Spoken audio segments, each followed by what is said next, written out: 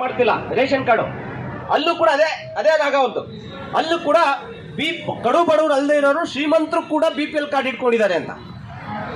ಹಾಗಾಗಿ ನಾವು ಇದನ್ನ ಡಿಮ್ಯಾಂಡ್ ಮಾಡ್ತೀವಿ, ಸ್ವಾಮಿ ನಿಮಗೆ ಯೋಗ್ಯತೆ ಇದ್ರೆ ತಾಕತ್ತಿದ್ರೆ ಯಾರು ಅನರ್ಹರು ಕಾರ್ಡ್ ಮಾಡಿಸ್ಕೊಂಡಿದ್ದಾರೆ ಅವ್ರಿಗೆ ಶಿಕ್ಷೆ ಕೊಡಿ, ಯಾರು ದುಡ್ಡಿಸ್ಕೊಂಡು ಜೋಬಿಗೆ ದುಡ್ಡು ಹಾಕೊಂಡ್ಬಿಟ್ಟು ಕಾರ್ಡ್ ಕೊಟ್ರಲ್ಲ ಅವ್ರಿಗೆ ಶಿಕ್ಷೆ ಕೊಡಿ. ನಿಜ ಅವರು ಕಡು ಬಡವರಲ್ಲ ಬೀದಿಗೆ ತಳ್ಳೋದು. ಇದು ನಾವು ಸರ್ಕಾರಕ್ಕೆ ಮಾಡ್ತಿರುವಂತ ಮನವಿ. ಸ್ನೇಹಿತರೆ, ಇನ್ನೊಂದು ವಿಷಯನ ನಾನು ಏರಿಯಾಗಳಲ್ಲಿ ಹೋದಾಗ ನಾವು ಗಮನಿಸಿರೋದೇನೆಂದ್ರೆ, ಎಷ್ಟೋ ಜನ ನಡೆಯೋಕ್ಕೆ ಕಷ್ಟಪಡ್ತಾರೆ. ಇವತ್ತು ಕೂಡ ಅಲ್ಲಿಂದ ನಡ್ಕೊಂಡ್ಬಂದು ಒಂದು ವ್ಯಾನ್ ಹತ್ಕೊಂಡು ಮತ್ತೆ ಇಲ್ಲಿ ಇಳಿದು ಮತ್ತೆ ವಾಪಸ್ ಹೋಗಕ್ ಆಗ್ತಿಲ್ಲ, ಅಷ್ಟು ಕಷ್ಟಪಡೋರ್ನ ಲಗ್ಗೆರೆಯಿಂದ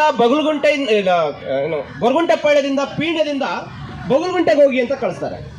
ಬಗಲ್ಗುಂಟೆಗೆ ಹೋದ್ರೆ ಅಲ್ಲಿ ಯಾರು ಕಿವಿಗೆ ಹಾಕೊಳ್ಳೋದಿಲ್ಲ. ಸ್ನೇಹಿತರೆ, ಇವ್ರಿಗೆ ಏನಾದ್ರು ಸ್ವಲ್ಪ ಕಣ್ಣು ಕಿವಿ ಇದ್ರೆ ಒಂಚೂರು ಜನಗಳ ಮಧ್ಯೆ ಬಂದು ಬದುಕಬೇಕು.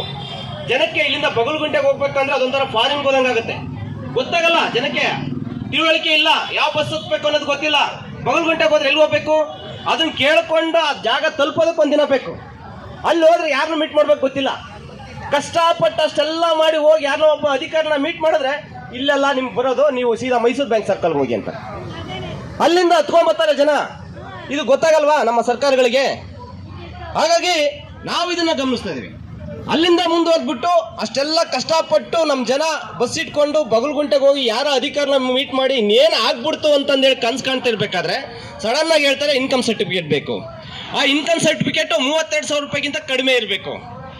ಇವತ್ತು ಅಲ್ಲಿ ಇನ್ಕಮ್ ಸರ್ಟಿಫಿಕೇಟ್ ಮಾಡ್ಸಕ್ ಹೋದ್ರೆ ಅವರು 80,000, 90,000, 1 ಲಕ್ಷ ಮೆನ್ಷನ್ ಮಾಡ್ತಾರೆ.